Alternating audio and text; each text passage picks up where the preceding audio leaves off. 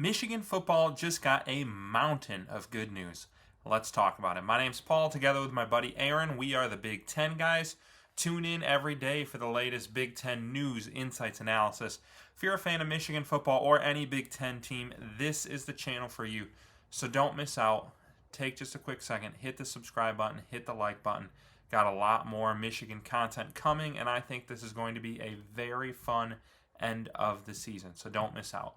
Before I get going into just the ridiculous amount of great bye week news Michigan has gotten this week, drop me some comments. Let me know, what are your predictions for the rest of the year? Who's Michigan going to beat? Who are they going to lose to? Any breakout stars the rest of the way? I did a video about it last week. I really think we're going to see a lot more Andrew Marsh moving forward. That's my prediction, and I'm excited to see it. But let me know what you guys think, and I'll do my best to respond to as many of you as possible. All right. First of many pieces of good news, it sounds like Michigan got a lot healthier during the bye.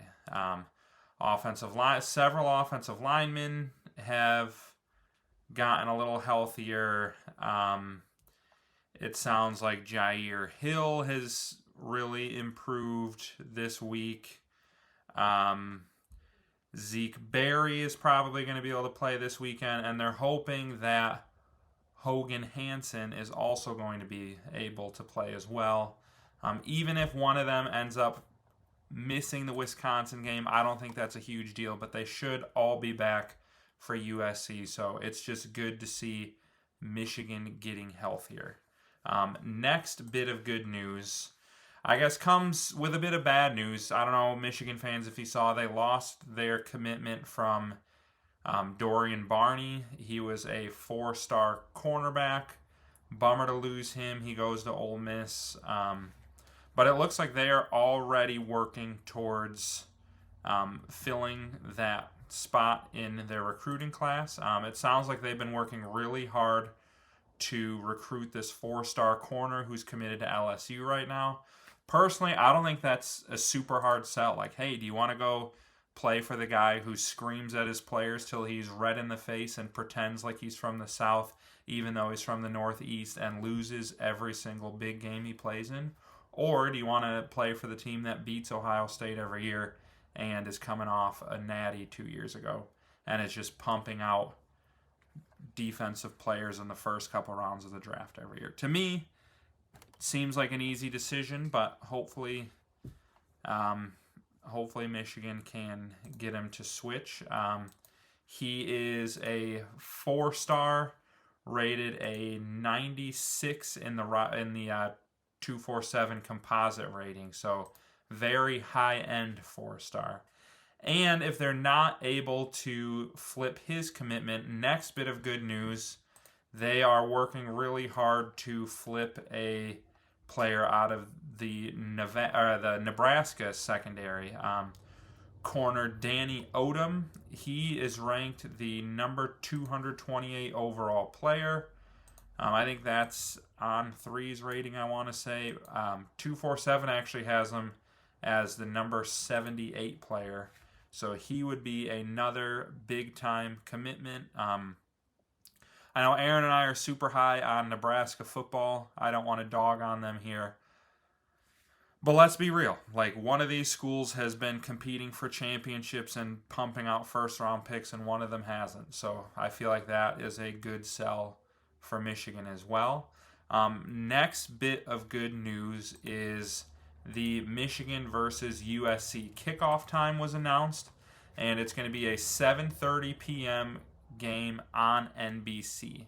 And that's huge news, because just a tricky part of adding these formerly Pac-12 teams to the Big Ten is there have been some wonky kickoff times. And that goes both ways. Like, USC 2 weeks in a row, they had a game at 11 p.m. Eastern time where our little brothers from East Lansing went over there.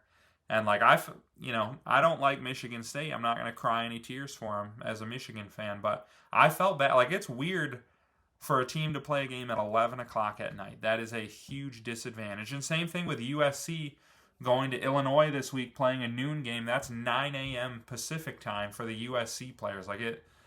To me, every single one of these games with a West Coast team should either be 3:30 or 7:30. There's no reason USC, Oregon, Washington should ever play a noon game East Coast, and there's no reason any of these Midwest or East Coast teams should be playing 11:30 at night games. Both of those are ridiculous, but I'm happy to see Michigan didn't get the shaft here.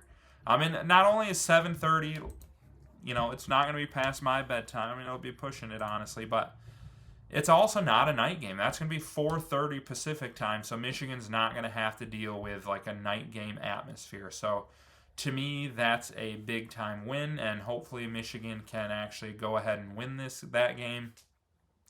If you've caught our show at all, I do think USC is a very good team. Their secondary is weak, but they have a very good offense. So hopefully this week we see, I'm hoping Michigan worked with Bryce Underwood during the bye, and we see more of a downfield passing attack, because USC is very susceptible to getting beat down the field. They have a weak secondary.